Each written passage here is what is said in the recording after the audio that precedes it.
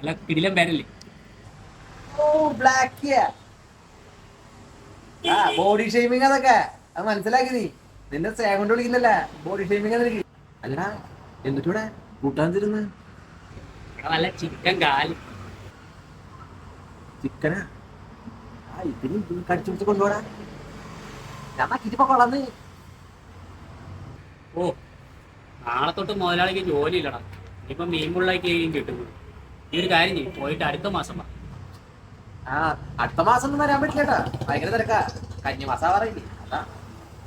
കന്നിമാസത്തില് ഞാൻ രാജാവാ.